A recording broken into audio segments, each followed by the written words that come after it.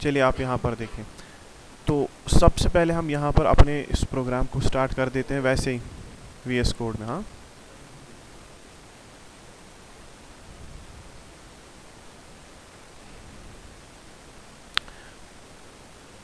ठीक है। अब आप यहाँ पर चेक करें।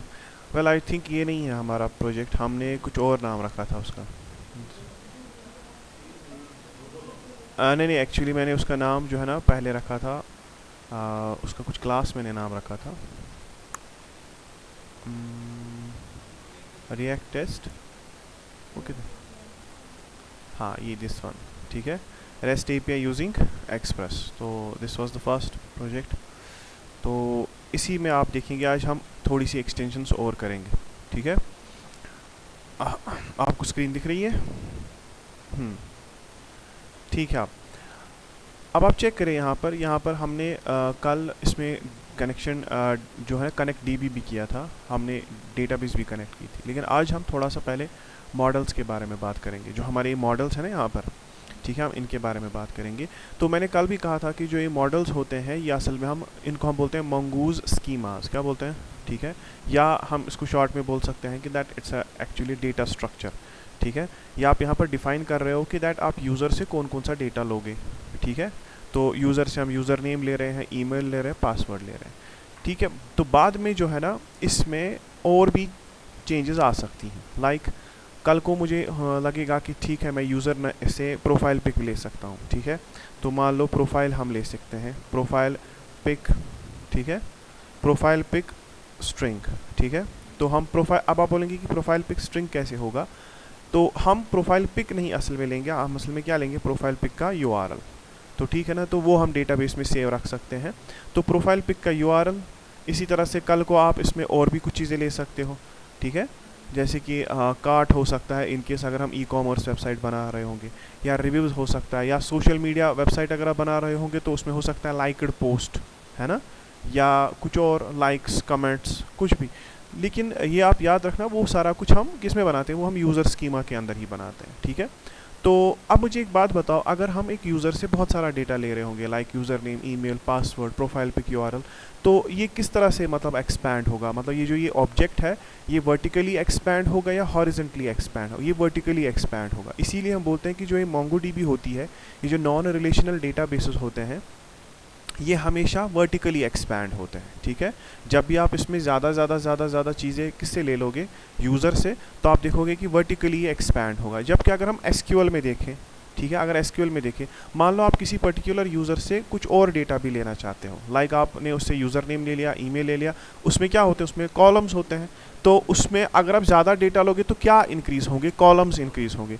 तो वो कॉलम्स इंक्रीज़ होने से वो हॉरिजेंटली स्केल होगा या वर्टिकली स्केल होगा? वो हॉरिजेंटली स्केल होगा। इसीलिए आप देखोगे बहुत सारे जब हम कंट्रास्ट जब हम वर्सेस मोड पे देखते हैं कि SQL और नो SQL में क्या डिफरेंस है, कि लाइक SQL डेटाबेस में और MongoDB में क्या फ़र्क है, तो हम कहते हैं कि जो MongoDB जो है वो वर्टिकली एक्सपैंड होती है, वो वर्टिकली स्केल होता है, और जो SQL होती है वो हॉरिजेंटली स्केल होता है। तो ये भी एक मतलब क्वेश्चन है जो पूछेंगे आपको वहाँ पर कि आप बताओ कि जो MongoDB है वो वर्टिकली स्केल होता है और SQL हॉरिजन, इसमें इसका क्या मतलब है? तो ठीक है, वहाँ पर हो सकता है कि आपको इसका मतलब समझाना पड़े, ठीक है। अब यहाँ पर मैंने यूज़र मॉडल लिख ही लिया था कल ही, और index.js तो आपको पता ही है, यहाँ पर वहाँ पर हमने कुछ राउट्स लिखे थे। अब एक तो आज हमें कुछ और भी राउट्स बनाने हैं, लाइक जैसे कि हम एक और राउट आज बनाएंगे app.post, ठीक है। और वो क्या होगा? वो राउट हमारा वो होगा /user/login, यानी कि अब यूज़र क्या करेगा? लॉगिन करने की कोशिश। तो ऑब्वियसली अगर हम यहाँ पर एक लॉगिन हैंडलर चाहते हैं, मान लो अगर हमारे पास एक लॉगिन हैंडलर होना चाहिए, तो वो कहीं ना कहीं पे तो होना चाहिए, वो कहीं से इंपोर्ट करना है। लेकिन इंपोर्ट तो वो तभी होगा ना कि जब आपने वो बनाया होगा।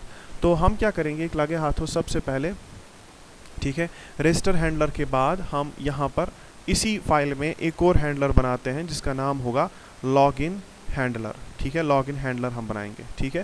स्पेलिंग आप सही से रखें। लॉगिन हैंडलर एसिंक फंक्शन होगा, ठीक है, रिक्वेस्ट, रेस्पॉन्स एंड एक एरो फंक्शन है, और इसके अंदर आप अपना बनाओगे ट्राई कैच ब्लॉक, ठीक है, अपना ट्राई कैच ब्लॉक। अब यहाँ पर अच्छे से आप नज़र रखें, मैं यहाँ पर इस कोड को, हम तो कोड लिख पा रहे हैं, मतलब कोड तो हमने लिखा, लेकिन मैं चाहता हूँ कि मैं इस कोड को और भी ज़्यादा क्लीन फॉर्मेट में लिखूँ, मतलब कोड बहुत ज़्यादा क्लीन लगना चाहिए, ठीक है, ऐसा लगना चाहिए कि हाँ भाई कोड जो है ना वो साफ़ सुथरा कोड है, रिडंडेंट कोड नहीं है। कोड को हम इस अक्सर बोलते हैं हम कि that do not repeat yourself, आप कोड को रिपीटली मतलब बार बार मत लिखो। अगर आपका कोड अगर कहीं पे रेपिटेटिव कोड है तो आप उसकी एक फंक्शन बना के उस फंक्शन को हमेशा कॉल किया करो, ठीक है। तो मैं आपको दिखाऊंगा कि हम लॉगिन हैंडलर कैसे बनाएंगे और लॉगिन हैंडलर के टाइम पे हमारा लॉजिक क्या होगा। लेकिन सबसे पहले हम लॉगिन हैंडलर को यहाँ पर कॉपी करके, ठीक है, इधर एक्सपोर्ट कर देंगे। और index.js में अगर आप अब लिखोगे लॉगिन हैंडलर तो आप देखोगे कि ये जो लॉगिन हैंडलर है ये कहीं से आना चाहिए, देखो आ गया। तो यहाँ पर चेक करो, देखो register handler, login handler coming from controllers user controller. तो ये दोनों ही फंक्शंस जो है ना इंपोर्ट हो गई, ठीक है, इंपोर्ट भी हो गई, एक्सपोर्ट भी हो गई। अब मान लो अगर आप लॉगिन हैंडलर पर ऐसे क्लिक करके रखोगे और आप प्रेस करोगे F12, ठीक है, अगर आपको कभी चेक करना हो कि क्या ये फंक्शन ये आपस में लिंक हो गई, एक्सपोर्ट इंपोर्ट सही से काम कर रहा है कि नहीं, तो अगर आप F12 प्रेस करोगे तो ये आपको वहाँ पर ले जाना चाहिए, ठीक है। इसको हम बोलते हैं गो टू द डेफिनेशन, ठीक है। फॉर एग्जांपल ये रजिस्टर हैंडलर है, मैं राइट क्लिक करके देखो गो टू डेफिनेशन, F12 से है ना इसका शॉर्टकट। तो हम क्या करते हैं, ऐसे कभी क्लिक करके F12 दबा दिया, डायरेक्टली पहुँच गए किधर, रजिस्टर हैंडलर के पास। तो वॉटेवर वो जिस भी फाइल में होगा वो फाइल ओपन हो जाएगी और वो फंक्शन आपके सामने। तो ठीक है, तो ये जैसे कि यहाँ पर है कनेक्ट डीबी नाम की फंक्शन, इसके ऊपर ऐसे क्लिक F12 प्रेस किया तो ये आपको ले जाएगा कहाँ पर, कनेक्ट डीबी में। तो इससे आप इजीली देखो जहाँ पर आपने इंपोर्ट एक्सपोर्ट वो चैनल क्रिएट की होगी ना, जहाँ पर आपने फंक्शन को एक्सपोर्ट किया होगा, जहाँ पर कहीं पे फंक्शन इंपोर्ट हो चुकी होगी, अगर वहाँ पर उनके बीच में लिंक क्रिएट हो चुकी है ना तो F12 काम करेगा। तो फॉर एग्जाम्पल अगर मैं कहीं पे ऐसे ही मान लो ये है यहाँ पर ऐप, इसके ऊपर मान लो अगर मैं F12 प्रेस करूँ तो इसने मुझे कहाँ ले लिया, देखो, क्योंकि ऐप की इंस्टेंस कहाँ पर है, यहाँ पर। तो ऐप जो है ना, ऐप की डेफिनेशन कहाँ पर है, ऐप की डेफिनेशन यहाँ पर है। इसी तरह से अगर आप एक्सप्रेस के ऊपर ऐसे F12 प्रेस करो तो ये पता नहीं आपको कहाँ ले जाएगा, लेकिन ये है ना, ये फाइल ये असल में ज़रूरी नोड मॉड्यूल से आई होगी, ठीक है। तो ये आपको डायरेक्टली ले गया कहाँ पर, जहाँ पर नोड मॉड्यूल्स एक्चुअली में खुद है, ठीक है। तो ये समझ में आ गया आपको कि हम किस तरह से जब हम लिंक्स क्रिएट हो गई होती हैं तो हम किस तरह से डेफिनेशन पर जा सकते हैं, ठीक है। अब हमारा काम आज लॉगिन का है, तो देखते हैं कि लॉगिन का लॉजिक क्या होगा। लॉजिक की बात होगी, हम लिखते कैसा है वो आप धीरे धीरे खुद से समझ आओगे, ठीक है, क्योंकि इट्स एन एसिंक्रोनस फंक्शन जिसमें आप ट्राई कैच ब्लॉक लिख रहे हो। कैच में हम क्या करेंगे, हम कैच में करेंगे कंसोल, ठीक है, कंसोल डॉट लॉग, ठीक है, एरर, और बेहतर होता है कंसोल डॉट एरर ही करना, ठीक है, कंसोल डॉट एरर, क्योंकि इससे जो है इससे समझ में आ जाता है कि हाँ ये एरर मैसेज है। और हम बाज़ाबिता यहाँ पर भी कुछ रेस्पॉन्स में भेजेंगे, लाइक हम रेस्पॉन्स में जेसन ही भेजेंगे, रेस्पॉन्स में जेसन, और जेसन में आप लिखोगे इसमें मैसेज। देखो जब ये मैसेज आएगी ना, जब ये वाला, यानी कि इसका मतलब लॉगिन हैंडलर का कैच ब्लॉक चल रहा है, लॉगिन हैंडलर का कौन सा ब्लॉक चल गया, कैच ब्लॉक। तो उस केस में आपका पूरा का पूरा लॉगिन का लॉजिक है ना वो बैठ गया है। एरर किस में है, एरर ट्राई ब्लॉक में है, तभी तो कैच ब्लॉक चलेगा, बिकॉज कैच ब्लॉक सिर्फ तभी चलता है जब ट्राई ब्लॉक फेल हो जाता है। तो बताओ इस केस में आप क्या मैसेज दोगे, that's called as server error. क्या लिखेंगे आप, सर्वर एरर। तो इसको यानी कि ये जब ये फंक्शन बैठेगी तो उस वक्त हम बोलेंगे सर्वर एरर, ठीक है। अगर ऐसा देखिए हम यहाँ पर आप और भी कुछ भेज सकते हो, लाइक जैसे मैंने रेस्ट डॉट जेसन किया, मैं लिख सकता हूँ स्टेटस, ठीक है। तो रेस्ट डॉट स्टेटस, मैं यहाँ पर स्टेटस क्या भेज दूंगा 500, ठीक है, 500 डॉट जेसन। तो मैंने स्टेटस कोड भेज दिया 500 और जेसन में मैसेज भेज दी सर्वर एरर। तो अब आप बोलेंगे कि 500 क्या होता है। देखो अगर आप अभी गूगल करें तो वहाँ पर आपको गूगल पे करना है status codes, HTTP status codes. आप गूगल पे कर लेना HTTP स्टेटस कोड्स, तो वहाँ पर आपको ये जो है ना पता चल जाएगा कि स्टेटस कोड्स कितने होते हैं। देखिए भाई HTTP स्टेटस कोड्स, ठीक है। तो मैंने सर्च किया HTTP स्टेटस कोड, यहाँ पर मेरे पास एक डॉक्यूमेंट आ गया। चेक करें आप, ये जो 100 से लेकर 199 तक के जो कोड्स हैं ना, दोज आर इंफॉर्मेशनल रेस्पॉन्सेज। 200 से लेकर 299 तक जो है वो है सक्सेसफुल रेस्पॉन्सेज। 300 से 399 तक हो गया रिडायरेक्शन मैसेजेस। इसी तरह से 400 से 499 तक जो होते हैं वो होते हैं क्लाइंट एरर, क्या होते हैं, और 500 वाले जो होते हैं वो होते हैं सर्वर एरर, ठीक है। अब इसके बाद अब आपको लगेगा सर ये तो फिर 100 से 199, ये तो 99 हो गए, लेकिन इतने नहीं होते ये थोड़े थोड़े होते हैं। जैसे कि 100 हो गया कंटिन्यू, 101 का मतलब हो गया स्विचिंग प्रोटोकॉल्स, 102 का मतलब होता है प्रोसेसिंग, 103 का मतलब होता है अर्ली हिंट्स। इसी तरह से सक्सेसफुल रिस्पॉन्सेज में क्या आएगा, 200 is okay, 201 is created, 202 is accepted, ठीक है, 203 इज नॉन ऑथोरेटिव इंफॉर्मेशन।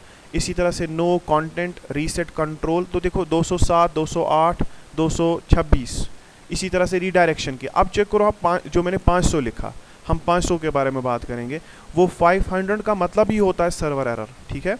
तो देखो भाई 500 इंटरनल सर्वर एरर, 500 का मतलब क्या होता है, इंटरनल सर्वर एरर, यानी कि जब सर्वर का जो ये ट्राई ब्लॉक फेल हो गया तो सर्वर इस मैसेज को, इस रिक्वेस्ट को प्रोसेस नहीं कर पा रहा, तो उस केस में क्या आएगा, उस केस में हमारा 500 का एरर आएगा। और स्टेटस कोड 500 का मतलब ये होता है इंटरनल सर्वर एरर।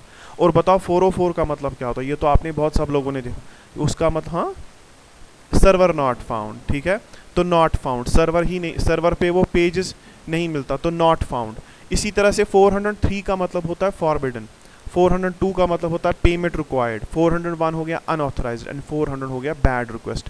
तो इसमें से कुछ कुछ आपको मतलब याद करने पड़ेंगे, जैसे 200 हो गया, 201, 401, 402, 403, 500, क्योंकि ये अक्सर आते रहते हैं, ये स्टेटस कोड्स हम अक्सर देखते हैं। तो यहाँ पर फिलहाल मैंने स्टेटस कोड क्या भेज दिया, मैंने रेस्पॉन्स में स्टेटस कोड 500 भेज दिया, मैसेज भेज दी सर्वर एरर। आप चाहो तो लिख सकते हो इंटरनल सर्वर एरर। अब बताओ ट्राई में क्या होगा, ट्राई में क्या होगा, देखो ट्राई में सबसे पहले आप लिखोगे कांस्टेंट, सबसे पहले तो हम ईमेल लेंगे, ठीक है, और हम पासवर्ड लेंगे, ठीक है, ईमेल और पासवर्ड, और हम इसको क्या करेंगे, रिक्वेस्ट डॉट बॉडी, ठीक है। तो हम ईमेल और पासवर्ड किससे ले रहे हैं, रिक्वेस्ट डॉट बॉडी से, ठीक है, सही है। अब इसके बाद हम पहले वैलिडेशन लगाएंगे कि देखो अगर ईमेल और पासवर्ड नहीं होगा तो क्या करना, ठीक है। अगर ईमेल एम्प्टी है या पासवर्ड एम्प्टी है तो उस केस में क्या करना, ठीक है। मैं इस तरह से लिखता हूँ, मैं लिखूंगा कि देखो भाई इफ़ ईमेल इज़ एम्प्टी। अब तो आज मैं थोड़ा इसका लॉजिक डिफरेंट तरह से लिखता हूँ। अगर ईमेल एम्प्टी है, कल हम लिखते थे अगर ईमेल एम्प्टी नहीं है, आज हम लिख रहे हैं कि अगर ईमेल एम्प्टी है तो क्या करना, या और अगर पासवर्ड एम्प्टी है, दोनों में से अगर कोई भी एम्प्टी है तो क्या करना है, ठीक है। आप देखेंगे कल मैंने जो रजिस्टर हैंडलर के टाइम पे लिखा था, मैंने लिखा था अगर यूज़र नेम एम्प्टी नहीं है, ईमेल एम्प्टी नहीं है, पासवर्ड एम्प्टी नहीं, और मैंने वहाँ पर एंड ऑपरेटर का इस्तेमाल किया था। मैंने वहाँ पर, आपने फिजिक्स जिसने पढ़ी होगी उसको पता है कि एंड गेट्स है ना, तो मैंने एंड का इस्तेमाल किया था, यानी कि मैं इसको बोल रहा था अगर यूज़र नेम एम्प्टी नहीं है, इसके साथ कंडीशन में ईमेल भी एम्प्टी नहीं होना चाहिए और पासवर्ड भी एम्प्टी नहीं होना चाहिए, यानी कि तीनों कंडीशंस ट्रू होनी चाहिए, ठीक है। और लेकिन यहाँ पर मैं क्या लिख रहा हूँ, यहाँ पर मैं लिख रहा हूँ कि अगर ईमेल एम्प्टी है या पासवर्ड अगर एम्प्टी है, यानी कि दोनों में से अगर कोई एक भी एम्प्टी है तो क्या करना, तो तुम एक मतलब ब्लॉक चला लेंगे हम, इफ़ ब्लॉक में जो होता है, तो हम इसको बोलेंगे देखो तुम उस वक्त रेस्ट में भेज देना, क्या रेस्ट में स्टेटस भेज दो 400, क्या भेज दो। अब 400 क्या होता है, बैड रिक्वेस्ट, इसका मतलब क्लाइंट ने ही कुछ गड़बड़ किया है, क्लाइंट मतलब ये जो रिक्वेस्ट करने वाला है ना, उसी ने कुछ गड़बड़ की है, तो हम उसको स्टेटस में क्या भेज देंगे 400, और जेसन में क्या भेज दोगे, जेसन में हम उसको भेजेंगे एक मैसेज, और हम उसको बोलेंगे ऑल क्रेडेंशियल्स रिक्वायर्ड। देखो भाई सारे के सारे क्रेडेंशियल्स हमें चाहिए, ऑल क्रेडेंशियल्स, ठीक है, रिक्वायर्ड, ठीक है। तो इस मैसेज को ही आप अच्छे से लिखो, क्योंकि कल को यही मैसेज आप फिर फ्रंट एंड पे डिस्प्ले करना करोगे, ठीक है। तो ऑल क्रेडेंशियल्स रिक्वायर्ड, तो सही है, ये सही है। अब मुझे एक बात बताओ, इसमें मैं यहाँ पर लिख लेता हूँ रिटर्न भी इसको। अब रिटर्न लिखने से क्या होगा कि कोड एग्जीक्यूशन यहाँ पर कंप्लीट हो जाएगी, ठीक है ना। इसके बाद फर्दर कोड एग्जीक्यूट नहीं होगा, क्योंकि रिटर्न किया तो इसका मतलब ये ट्राई ब्लॉक यहीं पर ख़त्म होगा। लेकिन इन केस अगर ईमेल पासवर्ड खाली नहीं है तो उस केस में क्या होगा, तो उस केस में ये कोड आगे चलेगा, क्योंकि ये तो इफ़ ब्लॉक है, ये तो सिर्फ तभी चलेगा जब ईमेल और पासवर्ड खाली होंगे, ठीक है। अगर ईमेल या पासवर्ड खाली होगा, ईमेल खाली होगा या पासवर्ड खाली होगा, दोनों में से कोई एक।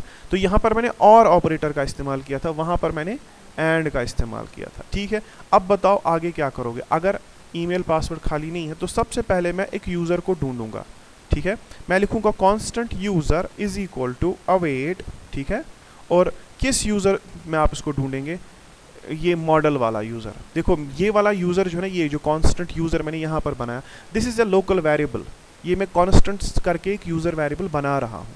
और अवेट यूज़र जब मैंने किया तो ये कौन सा यूज़र है, ये मॉडल का यूज़र है। अगर आप इसके ऊपर ऐसे होवर भी करोगे यू विल सी दैट कि ये बोल रहा है वहाँ पर कि ये मॉडल है, ठीक है। तो यूज़र डॉट, ठीक है, इसमें हम क्या करेंगे, यूज़र डॉट फाइंड वन। तो यहाँ पर एक मेथड है फाइंड वन, तो फाइंड वन मेथड आप इस्तेमाल करोगे और यहाँ पर आप लिखोगे ईमेल, यानी कि जो बंदे ने ईमेल दी होगी ना वहाँ से, उसी ईमेल से आप इसको ढूंढ रहे हो। अब बताओ अगर यूज़र मिला तो क्या करोगे, हाँ नहीं, ये तो लॉगिन है।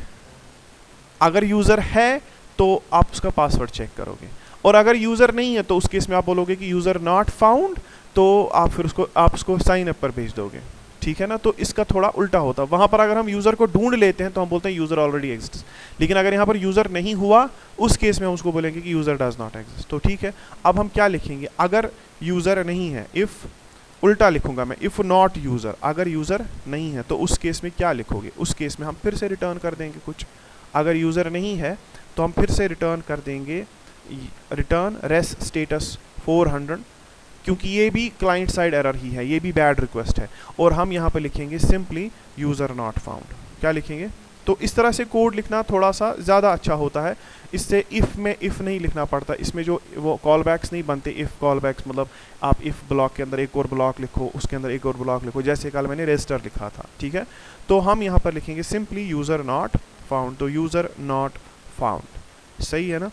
अब मुझे एक बात बताओ, चलो अगर यूज़र मिल गया, अगर ये तो था इफ़ नॉट यूज़र, अगर यूज़र नहीं है तो उस केस में करना है, लेकिन अगर यूज़र है तो हम पासवर्ड चेक करेंगे, ठीक है। तो हम अब इसके बाद हमें करना है कांस्टेंट पास वेरीफाई, क्या करना है, यानी कि पासवर्ड वेरीफाई।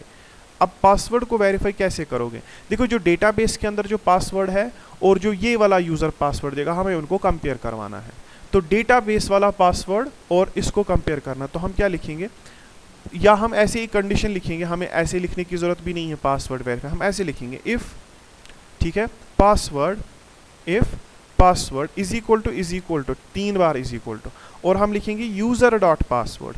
तो बताओ ये क्या हो गया, यूज़र डॉट पासवर्ड ये क्या है, नहीं, देखो ऊपर यूज़र क्या था, constant user is equal to await user dot find on email, हम यूज़र को ढूंढ रहे हैं ना बाय ईमेल से, तो वो जो हमने ढूंढा हुआ यूज़र होगा ना, जो मिला हुआ होगा हमें यूज़र, देखो अगर यूज़र नहीं है तो उस केस में तो यूज़र नॉट फाउंड, लेकिन अगर है तो इस यूज़र में क्या सेव हो जाएगा, उसके यूज़र में उसके सारे क्रेडेंशियल सेव हो जाएंगे। देखो मैं यहाँ पर कंसोल करके रखता हूँ, कंसोल डॉट लॉग यूज़र, आप देख लेना यूज़र में क्या आता है, ठीक है। तो अगर पासवर्ड, यानी कि ये वाला पासवर्ड कौन सा हो गया, जो बॉडी से आ रहा है, और ये कौन सा पासवर्ड हो गया जो डेटाबेस में सेव है, तो अगर ये दोनों सेम होंगे तो उस केस में आप रिटर्न करना क्या, उस केस में आप बोलना कि लॉग इन सक्सेसफुली, ठीक है। हालांकि इसका लॉजिक अभी इसमें और भी चीज़ें हैं, लेकिन फिलहाल आप इसके लॉजिक को समझो, बेसिक लॉजिक क्या है। तो मैं लिखूंगा लॉग्ड इन सक्सेसफुली, तो ये सक्सेस मैसेज हम इसको लिखेंगे, ठीक है। तो ये तो हो गया तब अगर पासवर्ड और यूज़र डॉट पासवर्ड सेम होगा, लेकिन इसके एल्स में क्या करोगे, अगर नहीं है, अगर नहीं मिला तो उस केस में आप बोलोगे, आप इसको बोलोगे कि पासवर्ड इनकरेक्ट। तो वो भी देखो ये वाला लॉग्ड इन सक्सेसफुली जो है ना, लॉग्ड इन सक्सेसफुली होगा स्टेटस 200, क्योंकि logged in successfully that's okay. तो रेस्ट डॉट स्टेटस 400 में क्या बोलोगे आप इसको कि देखो भाई पासवर्ड इनकरेक्ट, तो ठीक है पासवर्ड इनकरेक्ट, पासवर्ड इनकरेक्ट, तो ठीक है पासवर्ड इनकरेक्ट। अब ये लॉजिक भी हमने लिखा। अब देखते हैं कि हम इसको मतलब कैसे मतलब यूज़ कर पाएंगे। फर्स्ट ऑफ ऑल मुझे सर्वर को स्टार्ट करना है, बताओ सर्वर को स्टार्ट करने के लिए हम क्या लिखेंगे, npm run dev। तो dev कमांड लिखने से जब ये सर्वर स्टार्ट होगा तो it will be started using nodemon। लेकिन आप देखो इसने लिखा server listening on port 4000, but database का कोई आता पता नहीं है। उसकी रीज़न क्या है कि देखो जब मैंने कल डेटाबेस के साथ कनेक्शन किया था ना, उस वक्त मेरा एक IP एड्रेस था, ठीक है। बिकॉज आजकल के जो ये एयरटेल के राउटर्स होते हैं या जो जियो के राउटर्स होते हैं, इनमें आपको डायनेमिक IP मिलती है। डायनेमिक IP मतलब जो कि कुछ घंटे के बाद कुछ चेंज होता रहता है, ठीक है। तो इसी तरह से कल जो मेरी IP एड्रेस थी, आज वो IP एड्रेस नहीं है। तो इसलिए MongoDB को क्या लग रहा है कि कोई बहरूप या कोई किसी पॉइंट से हैकिंग हो रही है, ठीक है। तो MongoDB का एक सिक्योरिटी फीचर है, तो उसको मुझे बोलना पड़ेगा कि MongoDB भाई साहब ये मैं ही हूँ, ठीक है, ये मैं ही हूँ। जैसे हमको बोलना पड़ता ना गूगल को, जब हम गूगल अकाउंट लॉगिन करते हैं कहीं से, तो वो आता ना मैसेज, वो फिर बोलता है कि येस इट इज़ मी, है ना। हाँ ये मैं ही हूँ। तो इसी तरह मुझे MongoDB को बोलना पड़ेगा कि ये मैं ही तुम्हें रिक्वेस्ट भेज रहा हूँ दूसरे आईपी से, ठीक है। तो मुझे ये वाली अभी की जो करंट आईपी है ना, जो अभी की आईपी मेरी है, तो वो मुझे इसमें ऐड करनी पड़ेगी, लेकिन उससे पहले आपको MongoDB में बाज़ाब्ता यहाँ पर लॉगिन करना पड़ेगा। तो ठीक है, MongoDB को लॉगिन, और यहाँ पर एक ऑप्शन आएगा ऊपर ऐड माई करंट आईपी, ठीक है, इस तरह से यहाँ पर इस वाले पोर्शन में जो अभी है। तो ठीक है, यहाँ पर चेक करें आप, देखो आ रहा है ऐड करंट आईपी एड्रेस। तो जैसे आप इस पर क्लिक करोगे तो करंट आईपी एड्रेस वो हो गया रजिस्टर, और यहाँ पर अगर आप फिर से मतलब रीस्टार्ट करोगे तो अभी की बार जो है आपकी डेटाबेस भी कनेक्ट हो जाएगी, ठीक है, हो गया डेटाबेस भी कनेक्ट। तो कभी कभी डेटाबेस कनेक्ट नहीं होती है, तो याद रखना एटलस में ये प्रॉब्लम तो है ही, मतलब प्रॉब्लम नहीं है, इट्स अ सिक्योरिटी फीचर, तो ये तो है ही। मतलब आपको अगर फॉर एग्जांपल दूसरे किसी सिस्टम से अगर आप लॉगिन करते हो MongoDB को, या आप यही ऐप किसी दूसरे लैपटॉप पे चलाओगे, तो ये बोलेगा आपको कि वहाँ पर हमें आप जो ना आईपी एड्रेस दे दो जहाँ पर अभी आप काम कर रहे हो, ठीक है। अब कम्युनिटी सर्वर जो आपका मतलब जो आप डाउनलोड करोगे अपने लैपटॉप्स पर, वहाँ पर ये प्रॉब्लम नहीं है, ठीक है। तो चलो ठीक है, आगे देख लेते हैं। अब क्या होगा इसके बाद, मुझे अब इसकी टेस्टिंग करनी होगी। फर्स्ट ऑफ ऑल अगर मैं index.js में देखूं तो आई एम हैविंग राउट यूजर/लॉगिन, और ये पूरा का पूरा किस पोर्ट पे चल रहा है, पोर्ट 4000 पे। तो मैं थंडर क्लाइंट पे जाऊंगा अभी, और यहाँ पर मुझे कलेक्शंस जो है ना, कलेक्शंस में मैं इस वाली कलेक्शन में जाऊंगा, ठीक है। और यहाँ पर इसका जो है ना, इसी का मैं डुप्लीकेट बनाऊंगा, रजिस्टर का मैंने डुप्लीकेट बनाया, और उसका मैं नाम क्या रखूँगा, उसका मैं नाम रखूँगा लॉगिन, ठीक है। मैंने उसका नाम लॉगिन रखा, और ये भी एक पोस्ट रिक्वेस्ट ही होगा। और देखो बॉडी में मुझे यूज़र नेम सेंड करने की ज़रूरत नहीं है, I have to send email and password, और मुझे इसका जो ये है यूज़र रजिस्टर नहीं, बल्कि मुझे इसको भेजना है यूज़र लॉगिन पर, ठीक है। तो यूज़र लॉगिन, और यहाँ पर मैं इस पर सेंड कर लेता हूँ रिक्वेस्ट। देखो क्या बोलता है, ऑल क्रेडेंशियल्स रिक्वायर्ड, बिकॉज मैंने ये पासवर्ड नहीं दिया है, ठीक है। तो ठीक है, अगर मैं पासवर्ड दे ही दूँ 1 2 3 4 5, लेकिन मैंने यहाँ पर 33 के बदले कुछ और लिखा, लाइक 33 या 34 सेंड करूँगा, तो ये बोलता है यूज़र नॉट फाउंड। देखो आपने यहाँ पर चेक किया, आपको यहाँ पर नल आया, नल का ये नल किसने किया, क्योंकि मैंने एक जगह पर किया था console.log यूज़र, तो इसका मतलब अभी यूज़र नल आ रहा है, बिकॉज इस नाम से तो कोई यूज़र है ही नहीं। चलो अगर मैं यहाँ पर लिखूँ irfan33@gmail.com, आपकी बार तो मेल भी सही है, पासवर्ड भी सही है। तो अगर मैं ये रिक्वेस्ट सेंड करूँ तो ये दिखाता है लॉग्ड इन सक्सेसफुली, और देखो बाज़ाब्ता आपको यहाँ पर क्या मिला, वो MongoDB का ऑब्जेक्ट, पूरा का पूरा ऑब्जेक्ट, एक तो ऑब्जेक्ट ID भी है, यूज़र नेम भी है, ईमेल भी है, और पासवर्ड भी है, ठीक है। इसका मतलब ये सही से चल रहा है। लेकिन अब यहाँ पर एक प्रॉब्लम है, एक प्रॉब्लम ये है कि दैट मैंने यहाँ पर अभी console.log यूज़र किया था, है ना। console.log यूज़र जब आपने किया तो इसने यूज़र के सारे क्रेडेंशियल्स मुझे यहाँ पर कंसोल में दिखा दिए, और डेटाबेस में भी अगर हम जाएँ, डेटाबेस में भी वो वैसे ही अवेलेबल है। अगर जिसके पास डेटाबेस का एक्सेस होगा, इट मीन्स उसके पास आपका पासवर्ड तो है ही, इसीलिए हमें पासवर्ड को हैश करना पड़ता है, ठीक है। तो अगर हम यहाँ पर ब्राउज कलेक्शंस को नज़र मारेंगे, अभी आप देखोगे वहाँ पर पासवर्ड्स ऐसे ही पड़े हुए होंगे, ठीक है। यू चेक, देखो पासवर्ड सीधे दिखा रहा है 1 2 3 4 5, इट मीन्स किसी के पास भी, जिसके पास डेटाबेस का एक्सेस है, जितने भी यूज़र्स होंगे उन सब का उसके पास एक्सेस होगा, है ना। तो ठीक है, मैं एक और रजिस्टर को, मैं एक और यूज़र को रजिस्टर करता हूँ। चलो हम बनाएंगे यहाँ पर लाइजा, ठीक है। तो यहाँ पर हम लिखेंगे, मान लो ठीक है @gmail.com, और पासवर्ड में रख लेता हूँ 54321, बस यहाँ पर देखें आप। अब सेंड करता हूँ मैं, तो देखो भाई ये क्या बोलता है, user created successfully, user create हो गया। इट मीन्स यहाँ पर अब कितने यूज़र्स होने चाहिए, 2। अगर मैं यहाँ पर रिफ्रेश मार दूँ तो आप देखेंगे वहाँ पर 2 यूज़र्स होंगे, और दोनों ही यूज़र्स का जो पासवर्ड है ना, वो अभी क्या है, वो दिख रही है पासवर्ड, ठीक है ना। तो हम क्या करेंगे इस चीज़ के लिए, ठीक है, हाँ हम bcrypt का यूज़ करेंगे। तो उसके लिए मैं यहाँ पर लिखूँगा npm, हम एक लाइब्रेरी का इस्तेमाल करेंगे जिसका नाम है bcrypt, तो npm i bcrypt, तो मैंने bcrypt इंस्टॉल कर लिया, ठीक है। तो ये भी एक पैकेज है, कहाँ पर, npm पर, ये भी जावास्क्रिप्ट लाइब्रेरी एक है bcrypt, छोटी सी लाइब्रेरी है, ज़्यादा बड़ी लाइब्रेरी नहीं है। तो इसमें आप क्या करते हो, इसमें आप पासवर्ड को एनक्रिप्ट कर देते हो।